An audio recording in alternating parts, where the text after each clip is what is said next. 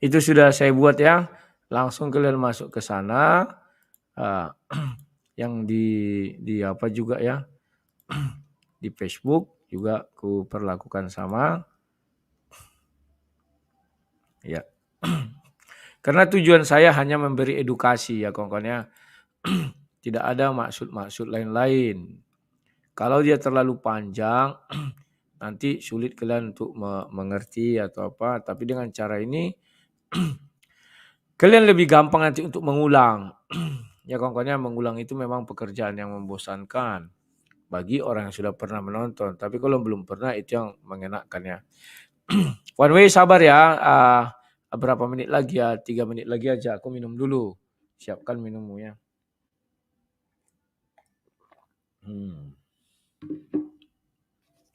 Oke kawan-kawan. Malam ini saya akan berdiskusi dengan One Way. Judulnya adalah manusia jatuh ke dalam dosa. Dipandang dari dua sudut atau dua kitab suci ya. Atau ya kitab suci lah. Karena kita menggunakan dasar kitab suci ya.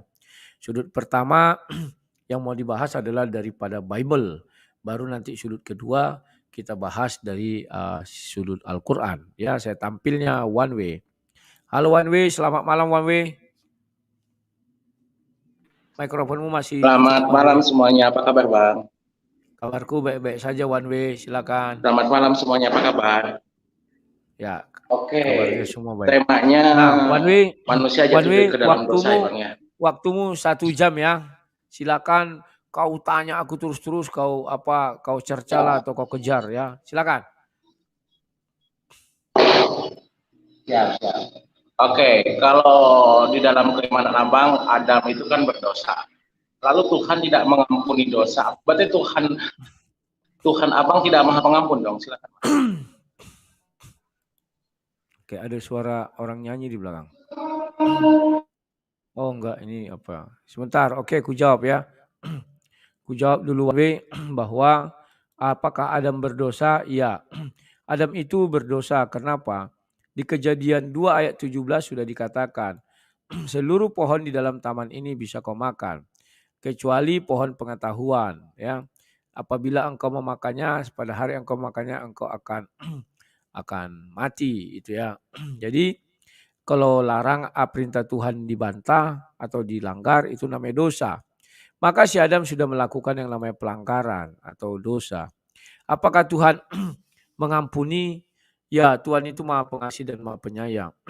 Hanya saja seperti selalu saya ulas bahwa Tuhan ini terbatas, dibelenggu oleh firman-Nya itu sendiri. Bahwa Tuhan mengatakan bahwa firman-Nya itu kekal. Maka ketika si Adam sudah memakan buah itu kawan, Tuhan apakah mengampuninya? Tuhan tidak bisa mengampuninya. Itulah sebabnya dia dijatuhi hukuman dan disuruh keluar dari sorga, dari Taman Eden. Maka digenapilah dia mati sebelum pada hari itu.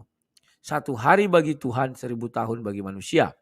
Itulah sebabnya urutan-urutan di dalam Bible, diciptakan dulu langit dan bumi, baru terjadi dosa, dan baru dia dikeluarkan. Maka umur Adam 930 tahun, artinya belum sampai 1 hari.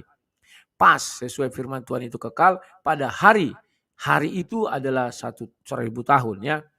Jadi firman Tuhan itu yang membatasi dirinya sendiri, firman-Nya kekal. Kalau Tuhan mengampuni dia, sudah pasti dia akan tetap tinggal di dalam sorga. Diampuni. Kalau Tuhan mengampuni dia, artinya firman-Nya yang berkata pada hari engkau memakannya engkau akan mati. Dia tak akan mati. Karena dia sudah tinggal di sorga, tetap di sorga. Di sorga tidak boleh ada kematian. Di Taman Eden tidak ada kematian. Satu-satunya jalan kematian apabila dia menyentuh pohon pengetahuan itu ya. Jadi itulah Tuhan kami firman-Nya kekal. Jadi dia tidak diampuni dosanya. Silakan. Oke, terima kasih Bang atas jawabannya. Berarti Tuhan Abang tidak maha pengampun dan Tuhan Abang dibatasi oleh firman-Nya. Jadi manusia itu lahir ke dunia ini sebagai hukuman loh, bukan sebagai anugerah ya Bang. Berarti manusia hidup di dunia itu apa sebagai hukuman dan apa sebagai anugerah Bang? Silakan Bang. Oke. Saya tidak pernah mengatakan bahwa Tuhan kami tidak maha pengampun. Saya tidak pernah katakan. Tetapi khusus dia firman-Nya itu kekal. Firman-Nya kekal. Tidak bisa diganggu gugat oleh siapapun. Dan Adam sudah berdosa maka dia harus dihukum. Hukuman Adam dibuang dia ke bumi. Ya. Maka yang terjadi adalah Tuhan kami bukan pernah saya bilang tidak maha pengampun. Dia memang tidak bisa lagi. Mau diapakan pun si Adam sudah jatuh ke dalam dosa dan sudah dikutuk, dia dihukum. Satu-satunya cara, kalau hukuman sudah dijatuhkan kepada seseorang, kalau dihukum pidana, kan bisa diganti dengan biaya. Masa kurungan 4 tahun atau mengganti 4.500. Ada itu. Jadi itulah tebusan namanya. Jadi harus ditebus dia. Ditebus dari apa? Hukuman yang diberikan Tuhan itu sendiri. Loh, kok Tuhan menghukum, kok dia harus menebus sendiri? Ya, karena itulah firman-Nya kekal, gak bisa dihapusnya langsung. Gak bisa. Jadi Tuhan punya rencana. Maka bagaimana agar orang ini bisa kembali ke sorga? Maka satu-satunya cara harus ada penebusan dosa. Dan ada yang namanya juru selamat. Kalau enggak itu enggak ada, enggak bisa. Ya, silakan. Halo. One Way, mikrofonmu masih mati tuh One Way. One Way, mikrofonnya masih mati. One Way. One Way, mikrofonmu Terima masih kasih Bang atas jawabannya. Yang pertanyaan selanjutnya. Di dalam Kejadian pasal 6 ayat 6 dan 7 Tuhan menyesal menciptakan manusia.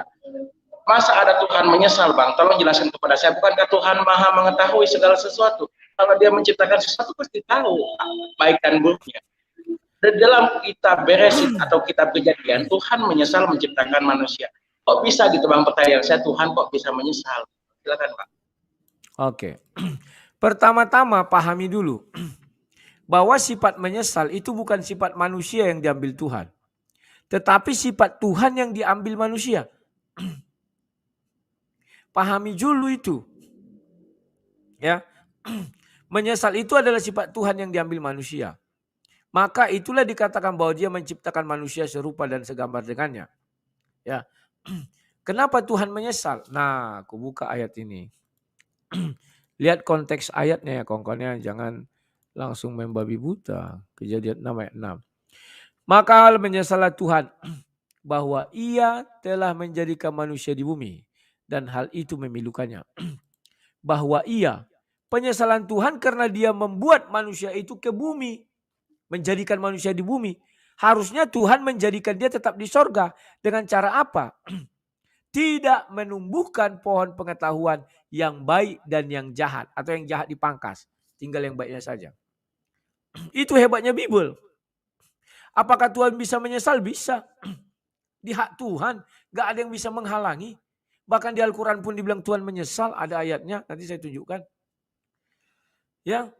Jadi Tuhan menyesal itu bukan karena diambil sifat manusia. Tapi sifat Tuhan yang diambil manusia. Maka menyesallah Tuhan. Dibilang kan. Kalimatnya jelas di sini ya. Nah ini. Bahwa ia telah menjadikan manusia di bumi. Hal itu memilukan artinya. Bukan berarti manusia dia menyesal menciptakan manusia di bumi. Tidak. Menjadikan artinya membuat jadi. Yang semula manusia itu di Taman Eden. Dibuat Tuhan menjadi ke bumi. Dengan cara apa? Menumbuhkan pohon pengetahuan yang baik dan yang jahat.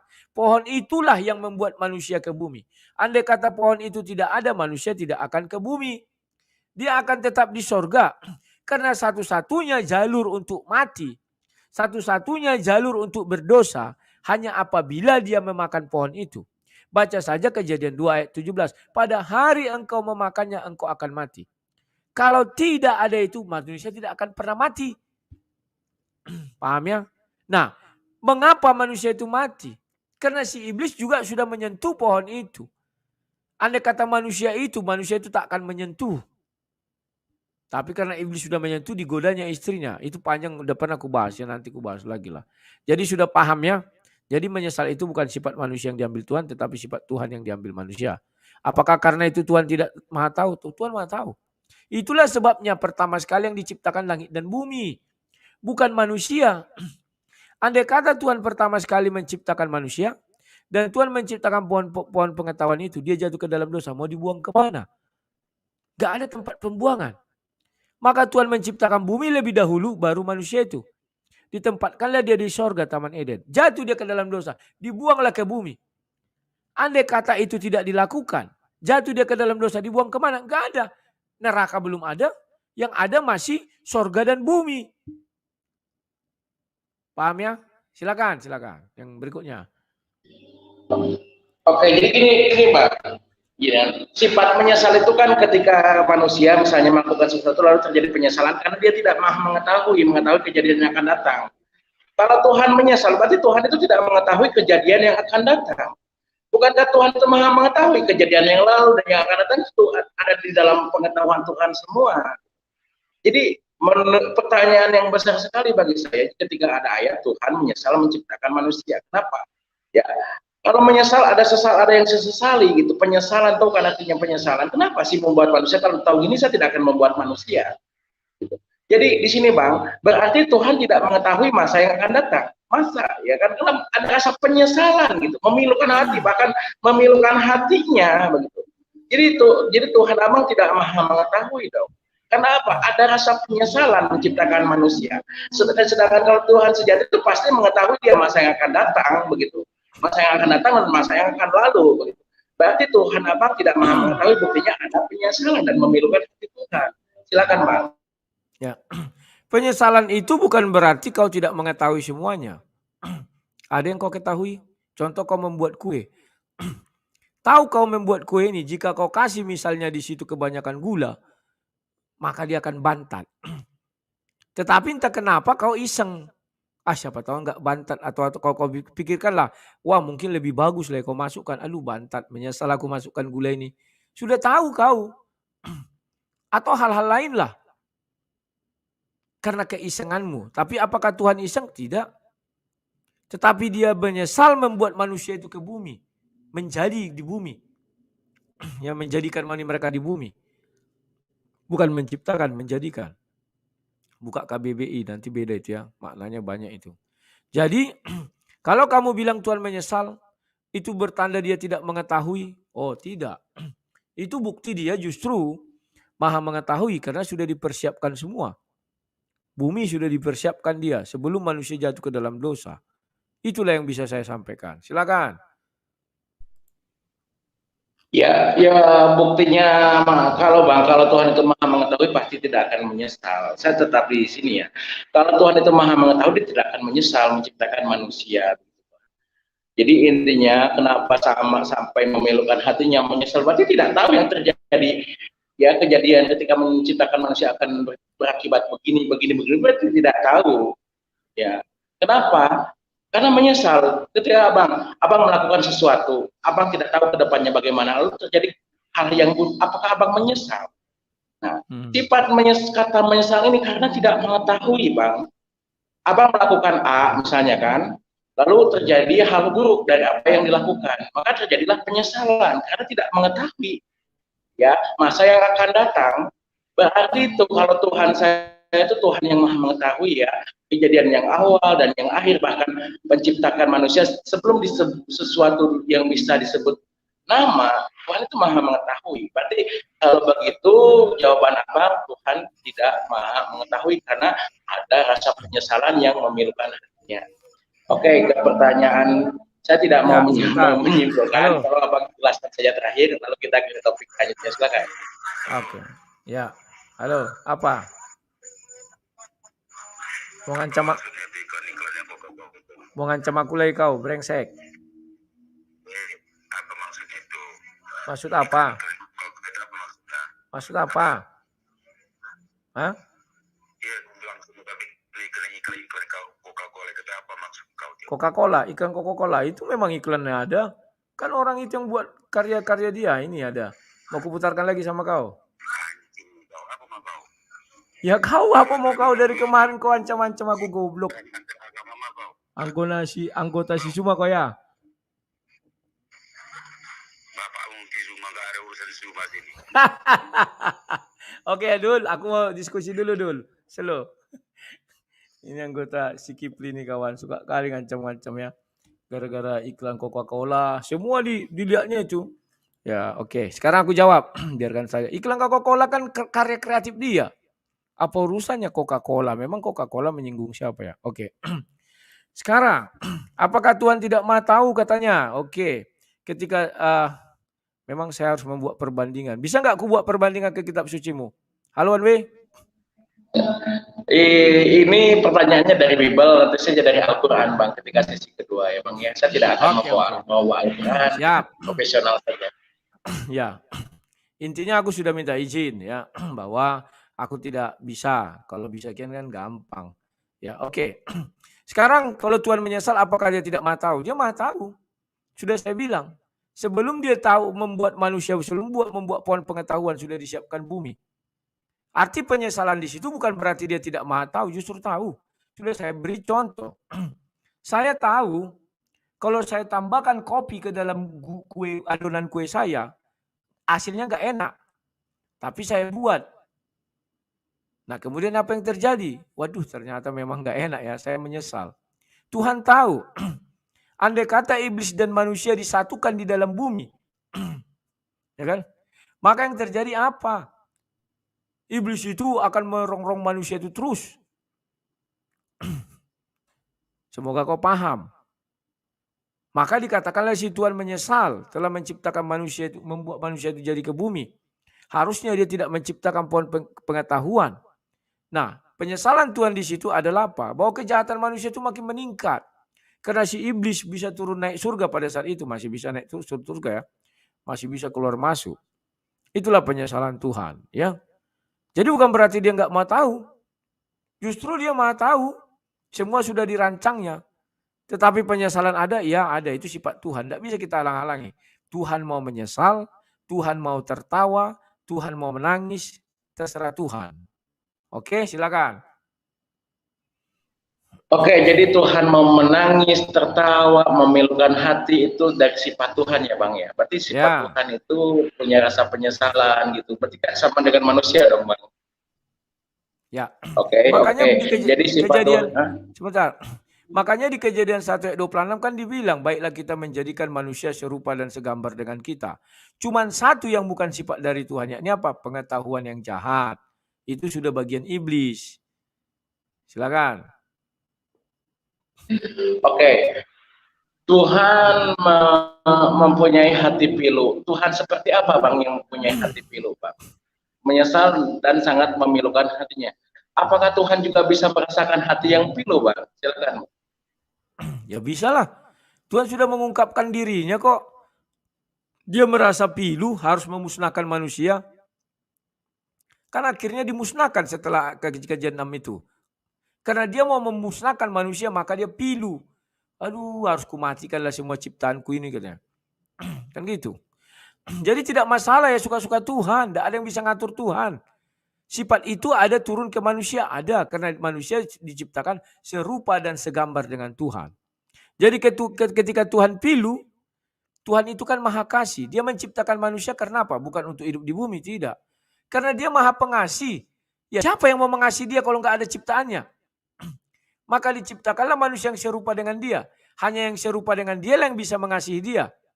Hewan mana bisa mengasihi Tuhan? Hanya yang serupa dengan dia yang bisa mengasihinya. Maka dia ciptakanlah manusia. Paham ya? Karena kasih. Oke, silakan. Oke, Tuhan merasa pilu, Tuhan merasa sedih, dan Tuhan bisa merasa menyesal. Itu sifat dari Tuhan, Abang. Oke, saya menghargai. Oke, kita ke pertanyaan selanjutnya. Kita kembali ke topik manusia terlahir dalam dosa. Pengertian dosa itu apa, Bang? Setahu saya dosa itu adalah kesalahan. Dosa itu adalah kesalahan. Oke, saya ingin tahu dulu sebelum saya mengajukan pertanyaan kepada Abang. Apa sih pengertian daripada dosa? Silakan. Ya, kalau pengertian daripada dosa itu sebenarnya sudah dimulai ketika zamannya si Kain dan Habel ya. Kalimat dosa itu, kata dosa itu. Tetapi kalau pengertian dosa dalam orang Kristen itu ya melawan perintah Tuhan. Itu aja sederhananya. Di Kejadian 5 itu sudah dikatakan, Kejadian 4. Nah, Di sini memang Tuhan sudah mengatakan apa itu dosa ya. Dosa sudah mengintip. Bentar ya. Ini. Ayat 7. Dosa sudah mengintip di depan pintu ya. Jadi Tuhan sudah tahu sebelum si Kain membunuh si Abel, sudah diingatkan Tuhan bahwa dosa sudah mengintip. Jadi dosa itu adalah sebuah perbuatan yang dilakukan oleh manusia itu sendiri. Ya kalau saya bilang yang sangat merugikan. Merugikan siapa? Merugikan Tuhan, merugikan manusia, merugikan. Karena pada saat itu belum ada hukumnya. Jadi belum ada dilarang membunuh pada saat si Kain dan Habel. Tetapi dia membunuh dan Tuhan sudah tahu itulah sebenarnya dosa di bumi yang pertama adalah membunuh. Tetapi dosa manusia pertama itu dimulai dari sorga, ya, Taman Eden itu. Ketika manusia diperintahkan apabila pada hari engkau memakannya engkau akan mati. Itu perintah Tuhan. Terus dilanggar dia. Sehingga apa? Dia langgar itu maka dia sama dengan berdosa. Demikian juga si Kain. Dia langgar itu. Dia bilang Tuhan hati-hati dosa mengintip di depan pintu. Ya, dosa sudah mengintipmu. Maka dia melanggar. Maka dia berdosa. Tuhan sudah mengingatkan, selalu diingatkan. Apabila engkau memakan, itu peringatan. Dosa sudah mengintipmu, maka dilanjutkannya. Ya, dia melawan perintah Tuhan. Jadi itulah definisi dosa bagi kami. Silakan. Oke, terima kasih Bang. Berarti dosa itu adalah kesalahan ya Bang, intinya begitu ya. Ya. Oke, kalau definisi dosa menurut Abang itu adalah kesalahan, manusia terlahir berdosa. Di mana letak keadilan Tuhannya, Pak? Ya. Kenapa? Manusia Ulang-ulang, lahir lupa brojol baru sudah menanggung kesalahan. Di mana letak keadilannya, Bang? Silakan, Bang. Oke, terima kasih. Justru keadilan itu ada di situ. Perlu diperhatikan, dosa manusia oe-oe itu bukan dosa perbuatan. Kalau dosa perbuatan dia belum punya. Jadi dosa di dalam Kristen ada dua, dosa perbuatan dan dosa waris. Warisan dosa kami daripada si Adam, bahwa iblis bisa menggoda kami. Itulah kami mengenal dosa dari si Adam, bahwa iblis itu ada. Dan upahnya adalah apa? Kan itu ada hukumannya. Kejadian 3 ayat 19, mati dari debu tanah engkau diambil dan kembali menjadi debu tanah. Jadi kalau bayi lahir itu apakah adil? Adil, dia kan tidak berdosa. Dosa perbuatannya enggak ada. Tetapi upah dosa dari si Adam ada di bawah dia, makanya bayi pun bisa mati. Ya, silakan. Apakah orang yang mempunyai dosa waris lalu belum ditebus ketika mati akan mendapatkan surga atau neraka, Bang? Kenapa? Apakah orang yang tidak melakukan dosa perbuatan tetapi menanggung dosa waris, dosanya tidak mau ditebus, kan dalam keimanan Abang dosa ditebus Yesus. Sekali lagi, apakah orang yang tidak melakukan perbuatan dosa tetapi dia dosanya tidak ditebus, dosa warisnya tidak ditebus, masuk surga atau masuk neraka, Bang? Oke, ya terima kasih. Di dalam Alkitab ada dijelaskan apa yang kamu katakan itu. Orang yang tidak mempunyai dosa perbuatan ya. Orang yang tidak punya dosa perbuatan, Henok dan Elia. Tetapi dia tidak bisa di bumi. Andai kata dia di bumi, maka dari debu tanah dia diambil, maka dia harus kembali menjadi debu tanah. Itu hukumnya, itulah dosa waris itu. Maka Henok dan Elia tidak dibiarkan Tuhan di bumi, tetapi diangkat kepadanya. Kalau Elia dibilang ke sorga, kalau Henok dibilang diangkat kepada Tuhan. Jadi itu, ada orang yang tidak punya dosa perbuatan, ada. Siapakah dia? Henok dan Elia. Tetapi orang yang tidak punya dosa perbuatan, dia kan punya dosa waris, dari debu tanah engkau diambil kembali menjadi debu tanah. Selagi dia masih di bumi, dia ada debu tanah di bumi, dia kembali ke debu tanah. Itulah sebabnya Henok dan Elia diangkat ke sorga. Sehingga di sorga tidak ada debu tanah. Jadi dia tidak kembali menjadi debu tanah. Nah, anak-anak bagaimana kalau mati? Dia tidak punya dosa perbuatan, tetapi dia punya dosa waris. Karena dia hidup di bumi, masih di bumi, maka dia kembali menjadi tanah. Kenapa Tuhan tidak mengangkat dia langsung ke sorga?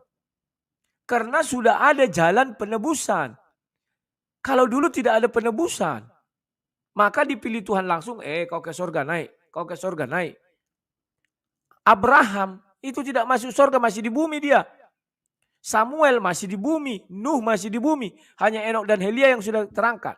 Tetapi setelah Yesus datang, dia mati di kayu salib, dia menebus dosa manusia, turun dalam kerajaan maut. Semua orang-orang soleh seperti Nuh, Abraham, dan lain-lain itu sudah masuk ke surga. Nah, itu yang bisa saya sampaikan. Silakan. Oke, kalau begitu bayi yang baru lahir kan tidak mengakui tidak ditebus ya, bayi atau balita lah 5 tahunnya. Dia misalnya kan tidak melakukan perbuatan dosa, namanya anak kecil, Pak. Lalu dia mati, dia tidak mengakui Yesus sebagai Tuhan, maka dia kan mengalami dosa waris. Tempatnya di mana tuh, Bang? Di neraka atau di surga? Ya, silakan beserta, kalau bisa beserta dalil, Bang. Silakan. Oke, terima kasih. Dalilnya kan sudah saya kasih tadi ayat-ayatnya. Mana pernah saya bicara tidak ada dalil. Sekarang, bagaimana dengan bayi yang mati di dalam kandungan? Ayub mengatakan, nanti cari aja di Ayub. Dianggap seperti tidak ada ya. Saya lupa ayatnya, nanti ada itu. Ya. Dianggap tidak ada. Bagaimana dengan bayi yang lahir terus mati? Yesus mengatakan, biarkan anak-anak ini datang kepadaku. Kau sudah tahu mungkin ayatnya itu ya. Kalau belum tahu, oke, ku bukakan dulu ya. Sebentar. Sabar ya. Jadi anak-anak di mata Yesus belum memiliki yang namanya dosa perbuatannya. Dan mereka yang punya, bentar ya.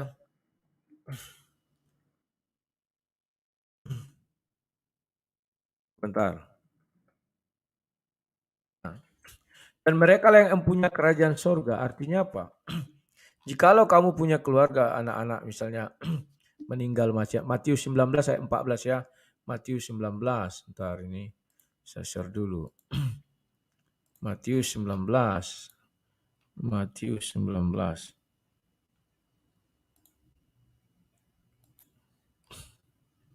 Nah, ayat 14 ya.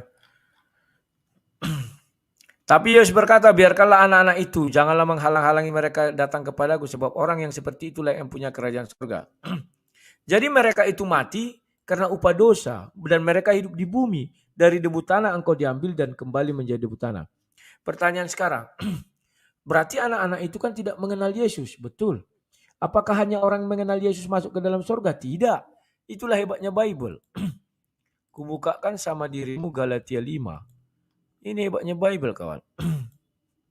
Galatia 5. Ayat 22 itu. Tetapi buah roh ialah kasih, sukacita, damai sejahtera, kesabaran, kemurahan, kebaikan, kesetiaan, kelemahan, lembutan, penguasaan diri. Tidak ada hukum yang menentang hal itu. Jadi tidak kau kenal Yesus, asal ini bisa kau lakukan, kau masuk surga. Sekarang kita uji kepada anak-anak. Apakah anak-anak punya kasih? Ya. Bayi tidak punya kebencian. Apakah dia punya sukacita? Ya, dia ketawa terus. Dia nggak tahu duka cita. Hanya dia tahu karena lapar. Dia menangis bukan karena duka cita. Apakah dia damai sejahtera? Ya, dia damai sejahtera di pangkuan ibunya. Apakah dia sabar? Ya, sabar dia sampai ibunya membuka neneknya untuk dia isap jadi minumnya. Kemurahan, apakah bayi punya kemurahan? Punya dia. Pernah dia punya dengki, benci? Nggak ada.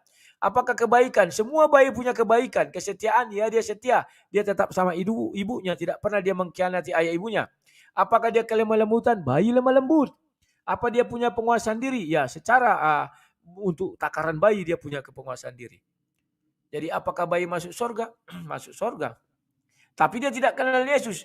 Tidak satu hukum pun menentang hal itu. Artinya apa? Hukum Yesus pun tidak menentang. Hukum Taurat pun tidak menentang. Saya nggak tahu hukum kalian. Tapi Yesus kami bilang tidak satu pun menentang hal itu. Kalau ada yang menentang hal itu karena dia bukan misalnya agama A, itu dari iblis menurut ajaran kami. Menurut ajaran kami tidak satu pun hukum menentang itu. Silakan. Oke, jadi bayi yang masih kecil meninggal masuk surga. Berarti berarti penebusan dosa itu sebetulnya tidak ada, Bang. Dosa waris itu tidak ada. Buktinya apa? Bayi itu masuk surga. Itu loh analogi saya, logika saya. Kata Abang ya kan, orang yang tidak mengenal Yesus pun asal dia tidak berbuat dosa atau kesalahan di dunianya masuk surga. Bukan begitu. Berarti dengan begitu otomatis sebetulnya dosa waris itu tidak betul-betul tidak ada. Soalnya kalau dosa waris ada, bayi yang baru meninggal pun ya menanggung dosa waris. Namanya dosa yang diturunkan, tidak peduli berapa umur manusia itu. Berarti dengan pernyataan begitu, Abang tanpa sadar, Ya, tanpa di luar kesadaran abang berkata bahwa sebetulnya dosa waris itu tidak ada. Silakan, Mbak. Oke. Justru dosa waris itu ada, kita buka ini. Ya. Ini kalian biar paham apa itu dosa waris ya. Kejadian 3. Inilah yang kami alami daripada si bapak manusia, si Adam. Dengan berpeluh engkau mencari makanmu sampai engkau kembali lagi menjadi tanah. Karena dari situlah engkau diambil sebab engkau debu dan engkau akan kembali menjadi debu. Inilah yang kami warisi. Paham gak? Selagi manusia itu di bumi ini, mau sesuci apapun dia, selagi masih di bumi, dia mati dan kembali menjadi tanah. Buktikan, bayi itu mati. Dia dikubur, apakah kembali menjadi tanah? Betul. Artinya tergenapi, itulah dosa waris. Henok dan Elia kenapa tidak mati? Karena dia tidak di bumi. Andai kata Henok dan Elia di bumi, dia akan mati dan dia akan dari debu, dagingnya itu akan dari tanah kembali menjadi tanah. Pahami? Paham nggak apa dosa waris? Jangan nanti salah-salah loh. Nah, bagaimana dengan penebusan dosa? Bayi tadi sudah dijamin. Enggak. Tunggu. Bayi tadi sudah saya jelaskan. Tidak satu hukum pun menentang hal itu. Maka dia ke sorga. Paham ya? Kau bilang bayi dari kecil beragama. Nggak tahu dia itu agama. Memang dia bilang, apa agamamu? Dijawabnya. Tapi dia nggak tahu itu agama apa. Apalagi balita. 1 tahun sampai 3 tahun. Nggak tahu dia itu. Oke. Dia tidak mengenal Tuhan. Mana tahu dia itu Tuhan. Paling bilang, ya Tuhan ada ini segala macam. Tapi dia nggak tahu. Apakah butuh penebusan? Bayi sudah dijamin tadi ke surga ya. Sudah saya bilang tidak satu hukum pun menentang hal itu. Jadi orang yang sudah mengenal dosa. Inilah yang perlu dilakukan penebusan. Adam. Dia sudah jatuh ke dalam dosa. Apakah dia bisa masuk ke surga? Nggak bisa, diusir. Karena di dalam surga tidak ada dosa, tidak bisa dosa setitik pun. Maka cara Adam biar bisa ke surga balik apa? Ditebus. Gak bisa yang lain, gak bisa. Dia bertobat, diusir. Gak bisa. Di dalam surga gak ada dosa sedikit pun. Lah, menghapus dosanya ini dengan apa? Itu yang dipikirkan. Itulah penebusan, gunanya penebusan ya. Oke, silakan. Oke, kalau begitu dosa itu berarti maut, kalau begitu pengertiannya. Betul nggak? Berarti dosa waris itu adalah maut, mati begitu. Oke. Dosa waris menurut itu ada. Apakah dosa waris itu adalah kematian begitu, Pak? Ya, kematian. Itu yang kami pegang teguh, kematian itulah dosa waris. Dari debu tanah engkau diambil dan kembali menjadi debu tanah. Yang kedua, wanita melahirkan sakit. Itulah hukuman-hukuman itu ya. Dan tanah sudah terkutuk, makanya kami bersusah payah mencari hidup di bumi. Gitulah kira-kira. Silakan. Jadi yang mengalami kematian itu bukan hanya manusia, Bang. Hewan dan tumbuhan juga mengalami kematian. Ya. Hewan itu kan di bumi, dia mengalami kematian. Apakah karena hewan itu mengalami kematian, hewan juga menanggung dosa yang diwariskan Adam, Bang? Ya, kalau secara saintis, semua yang makhluk hidup itu pasti mati, Bang. Itu secara saintis, ya Bang ya. Nah, dengan definisi dosa adalah dosa waris itu adalah kematian, saya agak bingung juga gitu Bang. Karena pengertian dosa itu menurut saya ya adalah kesalahan, dosa waris, kesalahan yang diwariskan. Lalu kok bisa nyambung ke kematian? Tapi saya menghormati itu keimanan apa? Pertanyaan saya, ketika hewan itu hidup lalu hewan juga mati, apakah hewan juga menanggung dosa Adam, Bang? Silakan Bang, karena hewan juga mengalami kematian. Silakan. Oke, terima kasih. Ini memang pertanyaan yang unik ya. Tapi Alkitab mampu menjawab semua kok. Sabar ya. Yang pertama, bahwa kenapa hewan itu mati di kejadian 2. Kejadian 1. Kejadian 1. Bahwa jelas dikatakan di sana, ini dibilang sini ya, antar. Bentar ya. Ini. Berfirmanlah Allah, lihatlah aku memberikan kepada segala tumbuh-tumbuhan yang berbiji dan di seluruh bumi pohon-pohonnya, tetapi kepada segala binatang segala burung udara ini keberanian. Ya. Jadi di situ disuruh manusia berkuasa ini ya. Baiklah kita ini. Supaya mereka berkuasa atas ikan-ikan di laut, burung-burung di udara dan atas ternak dan seluruh bumi di atas segala. Hewan-hewan itu banyak mati. Pertama kan gara dikonsumsi manusia. Karena memang diperintahkan dia berkuasa manusia ini atas hewan. Bukan karena dosa. Sejak semula pun tanpa berdosa sudah difirmankan memang dia untuk dikonyol, dibunuh, dimatikan. Nah bagaimana dengan hewan yang tidak mati? Nah ini, yang tidak mati dimakan, yang mati sendiri karena tua. Ya kita masuk ke ayat berikutnya. Kejadian 3. Di situ, kok 2 masih ya Kejadian 3. Di situ dikatakan, bentar ya. Nih. Maka terkutuklah tanah karena engkau. Jadi kenapa hewan-hewan itu mati? Karena sudah dikutuk tanah itu. Jadi sesuatu yang terkutuk dimakan jadi racun, jadi mati. Ngerti maksudnya? Jadi memiliki keterbatasan. Apakah hewan ada di Taman Eden? Ada. Hewan di Taman Eden tidak mengalami kematian. Karena kematian itu hanya berlaku untuk manusia di Taman Eden. Kalau dia memakan buah kehidupan, pengetahuan. Nah, hewan yang dimaksud sekarang di bumi. Pertama karena memang sudah dinubuatkan, sudah diperintahkan Tuhan untuk dimakan. Yang untuk jadi dikuasai ya. Yang kedua, kalau dia mati tua. Karena tanah ini sudah terkutuk. Dia tidak dimakan manusia tapi dia mati. Karena tanah ini sudah terkutuk. Sehingga memang dia mati. Silakan. Oke, jadi terima kasih atas jawabannya Bang. Berarti hewan dan tumbuhan itu menanggung dosa Adam juga karena sudah terkutuk ya Bang ya begitu. Jadi mengalami kematian. Karena saya mengikuti alur Abang ya bahwa dosa itu adalah kematian. Berarti kan yang mati di dunia ini kan bukan hanya manusia begitu kan. Jadi pertanyaan saya masih paralel gitu, masih sesuai konteks. Jadi yang ada di dunia ini kan hewan dan tumbuhan di bumi ini. Berarti hewan dan tumbuhan itu mewarisi dosa Adam ya Bang ya begitu. Karena saya mengikuti penjelasan dari Abang, kan dosa waris adalah kematian. Jadi begitu ya Bang ya, tolong diperjelas lagi. Berarti hewan-hewan ini menanggung dosa Adam juga Bang, ya atau tidak? Silakan Bang diperjelas sekali lagi. Oke, terima kasih. Kalau hewan dibilang menanggung atau mewarisi dosa Adam, tidak. Karena dia memang dinubuatkan sejak semula bahwa dia hanya menjadi kekuasaan manusia. Artinya di situ ada kematian. Tidak mungkin manusia memakan hewan dibunuh terus hidup dia dalam perut, tidak ada itu. Itu saja jawabnya. Jadi dia mati bukan karena dosa si Adam, karena Kejadian 1 ayat 26 kan sebelum si Adam diciptakan malah sebelum dia jatuh ke dalam dosa. Jadi memang manusia itu untuk makanan manusia, artinya makan artinya ada kematian. Jadi memang dia harus dimatikan. Paham ya? Semoga kau paham. Yang ku bilang tadi seluruh tanah bumi ini terkutuk. Ya, bumi ini terkutuk, tanah ini terkutuk gara-gara dari si Adam. Ya, bumi mengalami menanggung juga akibat dosa si Adam. Dia terkutuk. Silakan.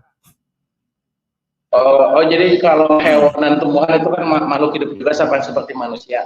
Kalau hewan dan tumbuhan mengalami kematian itu bukan karena dosa waris, Bang ya. Tetapi kalau manusia mengalami kematian karena dosa waris, begitu ya, Bang. Jadi beda ya, Bang ya. Kalau hewan, berarti kematian di sini bisa ambigu juga, Bang. Bingung. Kematian. Dosa adalah maut. Ya kenapa di dunia ini bukan hanya manusia? Ya, berarti ya kan semua yang makhluk hidup di bumi ini bukan hanya manusia, ada hewan, ada tumbuhan. Jikalau dosa waris adalah maut atau kematian, yaitu hanya berlaku pada manusia ya Bang ya. Sedangkan hewan dan tumbuhan juga kan makhluk hidup, mengalami kematian itu bukan dosa waris ya. Jadi dosa waris itu kematian hanya untuk manusia, Bang. Silakan Bang, begitu ya.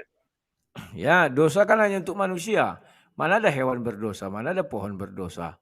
Memang pohon dengan hewan mengikuti perintah Tuhan kan tidak ya. Jadi sudah jelas saya katakan, tidak usah dibolak-balik lagi ya.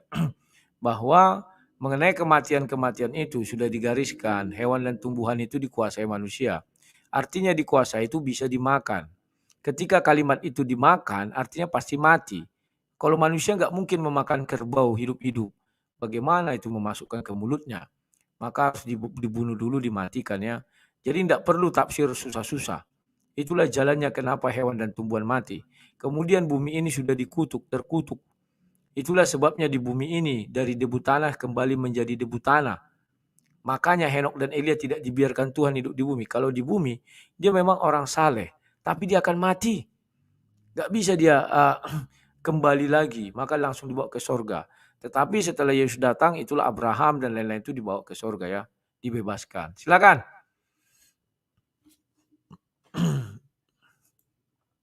Halo?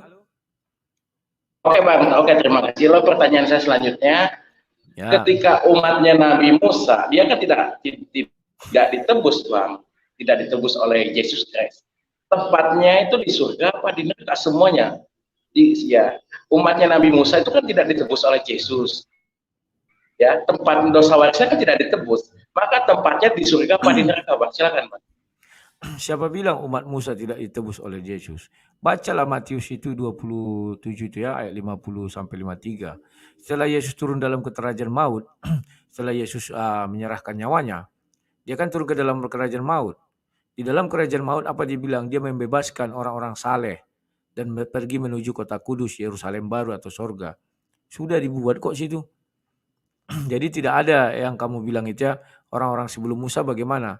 Itulah saya bilang, kalau tidak ada penebusan, maka orang seperti Abraham, Nuh, atau Yesaya, Yeremia, siapa yang menebus mereka?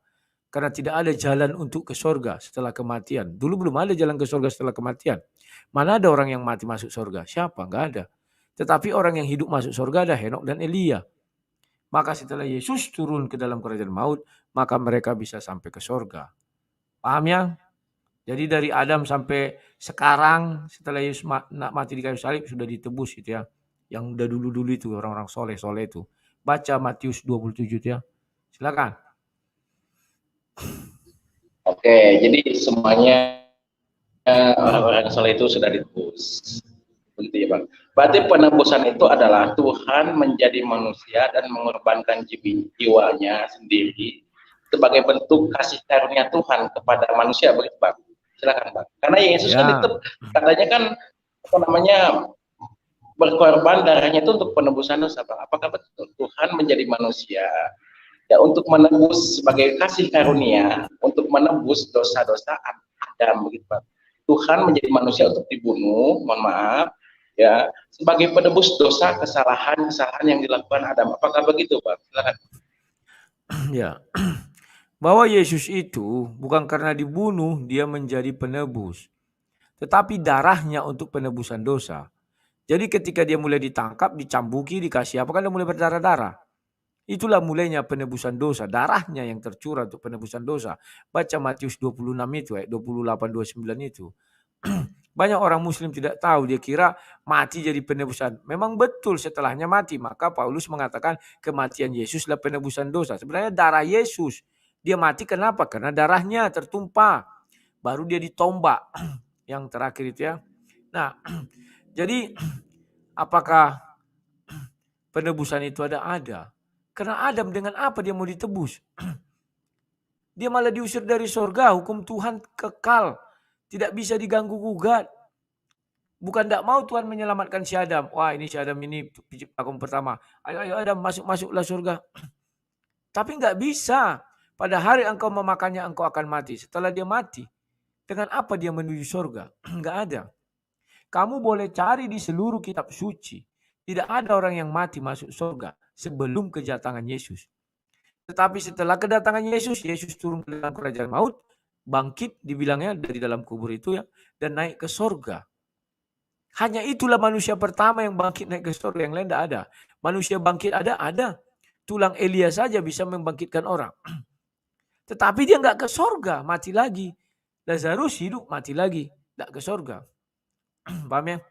Jadi ketika orang mati di bumi, tidak ada jalan ke surga. Nggak ada satupun, tidak ada yang bisa ke surga. Waduh, kenapa dia lari? Masuk lagi aja, sinyalnya masih apa ya? Masih susah sinyal dia karena minjam di warung. Sabar ya. Ini kelemahan saya ini, setiap judul saya monetisasinya selalu diawasi sama si YouTube ini. Kalau orang bebas buat judul, kawan aku nggak bebas. Makanya aku sambil klik-klik itu kok masih kuning terus. Halo One Way, silakan. Tadi sudah saya jawab, silakan. Oke, mohon maaf Bang, tadi kepental Bang. Oke. Jadi di mana Bang kembali lagi masalah keadilan. Berarti Adam yang berbuat dosa, Yesus menanggung dengan darahnya. Ketika mati di kayu salib, Yesus itu menanggung kesalahan Adam gitu Bang. Jadi Adam yang berbuat dosa, Yesus yang menanggung dengan cara darahnya itu sampai mati kan disiksa begitu Bang. Jadi di mana loh Bang keadilannya Bang? Harusnya kan ketika Adam yang berdosa, Adam yang menanggung gitu. Ini di mana letak keadilannya Bang? Jika Yesus Adam yang berbuat dosa, kok Yesus yang menanggungnya Bang di tiang salib? Silakan. Ya, terima kasih. Jikalau Adam yang menanggung dosanya, maka dia ke neraka, nggak bisa ke surga. Kan dosa ditanggungnya. Dia ke neraka, nggak bisa ke surga. Dengan apa jalannya ke surga? Nggak ada. Jangan kau bilang, wah saya bertobat lantas saya ke surga. Tidak. Buktinya Adam bertobat, tobatnya diterima, diusir dari surga. Demikian juga saya menyeberang. Kalau di iman kami Adam itu sudah mati. Dengan apa dia mau ke surga? Nggak ada jalan. Karena dia sudah berbuat dosa, dosa sekecil apapun tidak bisa di dalam surga, setitik pun dosa tidak bisa dalam surga. Dengan apa dia ke surga? Dia menanggung dosanya ya ke neraka lah kalau gitu. Paham ya? Silakan. Oke, jadi Adam yang berdosa, Yesus yang menanggung. Itu sebagai kasih karunia Tuhan begitu ya Bang? Ya. Adam yang berdosa, Yesus yang menanggung. Apakah itu bentuk kasih karunia Tuhan? Gitu? Ya, karena Yesus itu kan juru selamat ya. Tidak ada juru selamat selain aku, akulah Tuhan katanya. Kemarin sudah ada saya bahas itu kawan-kawannya. Nanti bisa kalian lihat. Silakan. Masuk deh. Terima kasih ya Bang. Berarti kasihan Yesus ya Bang. Apa kasihan Yesus ya? Dia menjadi juru selamat sampai mati di kayu salib hanya untuk menebus dosa Adam. Ya, Adam saja yang berbuat salah ditebus oleh Yesus kan gitu. Berarti di sini kasihan Yesus Bang. Kasihan banget. Kenapa? Karena yang berbuat salah Adam kok Bang. Ya.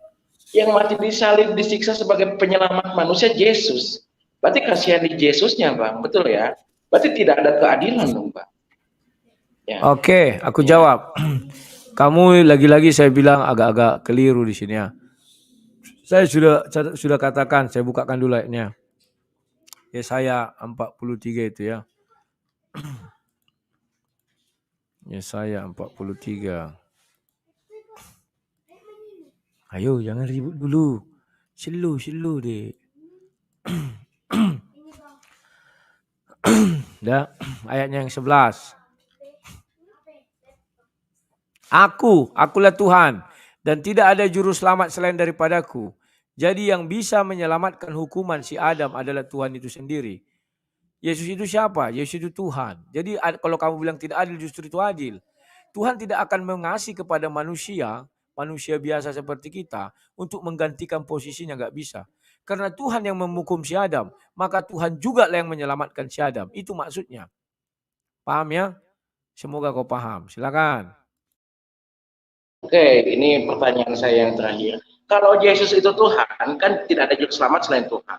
Tapi kok Yesus berkata, aku akan pergi ke dalam Bapa Allah, Bapakku dan Bapakmu, Allahku dan Allahmu. Masa Bang Tuhan mempunyai Tuhan Bang? Silakan. Oke. Tunggu dulu. Sana lu kelihatan. Jadi kalau itu lagi kubahas, kita harus kembali lagi. Seperti yang saya bilang, sang debater. Masa sang debaters? Ya kan? Berdoa, berbicara kepada si Rudi. Ya bisa aja. Hai Rudi, apa kabar? Selamat malam. Itu ucapan sang debaters. Datang si Rudi menjawab, ya kabarku baik-baik. Apa yang aneh? Gak ada yang aneh di situ ya. Sorry ya, saya lagi agak-agak ngantuk karena habis pulang dari perjalanan tadi ya. Jadi itu tidak ada masalah. Itu udah bahasan lain ya. Itu mengenai ketritunggalan Tuhan. Itu kita bahas lagi ke tempat yang lain. Tapi intinya yang bisa menyelamatkan hukuman Tuhan hanya Tuhan. Kalau kau manusia bisa menyelamatkan hukuman Tuhan, berarti kau melebihi Tuhan. Hanya Tuhan yang bisa menyelamatkan manusia. Hanya Tuhan yang bisa menyelamatkan hukuman dari Tuhan. Akulah juru selamat. Tidak ada juru selamat selain aku katanya. Paham ya? Silakan. Ya, nak.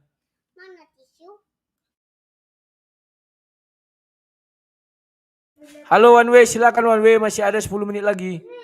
12 menit lagi. Jadi maksud saya begini Bang, masih sesuai konteks kan tidak ada juru selamat selain Tuhan. Berarti Yesus itu kan yang menebus, berarti Yesus kan Tuhan. Tetapi maksud saya begini, ada ayat lain, aku akan pergi kepada Bapakku dan Bapakmu, Allahku dan Allahmu. Berarti Yesus punya Tuhan dong Bang, silakan Bang. Itu bahasan lain ya, Tritunggal. Sudah sering saya bahas itu keluar dari konteks kita berbicara ya. Lanjut, silakan. Oke, terima kasih. Ya. Saya kira saya sudah cukup, waktu 7 menit pertanyaan saya sudah tidak ada lagi Bang. Saya kira sudah cukup. Ya, 53 menit ya Bang ya, sudah cukup bagi saya. Silakan saya minta break 3 menit Bang. Setelah itu giliran Abang bertanya kepada saya 1 jam. Terima kasih. Siap. Oke, kita istirahat 5 menit dulu ya. Silakan ya Bang, 5 menit Bang, silakan. Kalau besok kau punya waktu enggak ya? Halo? Besok ada Bang, waktu saya ada. Jam berapa? Mau pagi, mau malam, silakan. Kalau pagi lebih enak Bang, jam 9. Pagi jam berapa? Jam 9 Bang, jam 9. Oke, jam 9 besok pagi aja. Aku udah ngantuk kali karena aku tadi baru pulang dari Pekanbaru, capek. Oke, siap, kita dilanjutkan besok pagi jam 9 Bang. Terima kasih Bang Rudi atas waktunya. Semoga Abang dalam kondisi sehat walafiat ya Bang ya. Ya, dimurahkan rezekinya Bang. Salam buat keluarga Abang ya Bang ya. Siap, terima kasih. Yo. Kawan-kawan, itulah hasil diskusi ya. Ini anggota geng sudah datang ini ya. Kawan, anakku dan kawan-kawannya udah pakai topeng orang ini semua. Sini lu kalian 3 pakai topeng. Sini. Sini nak. Jadi lihat apa? Sini. Sini dulu. Nah, ini sini. Mana? Oh, ada topengnya ini. Ini mamanya Tagalung. Sini kau. Pelik namanya. Ini juga mamanya Tagalung ya. Si Pelik itu bapaknya yang punya channel Parbella channel. Lawak-lawak orang Batak. Itu anakku. Mana topengmu nak? Pakailah. Oh, enggak mau dia ya. Dia mau pakai Batman katanya. Dipakai kawannya. Nah, kawan-kawan, diskusi malam ini tolong kalian ulang-ulang dan tolong kalian cermati. Apa yang saya sampaikan itu perlu agar tahu kalian apa itu dosa waris ya. Dan tidak hanya upah dosa adalah maut, bukan itu saja. Dosa waris itu dari debu tanah kau diambil dan kembali ke debu tanah. Bagaimana orang yang tidak berdosa Henok dan Elia? Kenapa dia tidak mati? Karena dia tidak di bumi. Kalau dia di bumi dia pasti mati. Dan karena dia tidak di bumi, Tuhan mengambilnya langsung bawa ke surga ya. Kalau di bumi dia pasti jadi dari debu tanah kembali menjadi debu tanah. Nanti kita bahas ya. Kawan-kawan, karena aku sudah capek, saya cukupkan dulu sekian. Kita sampai jumpa esok hari. Salam sang debaters.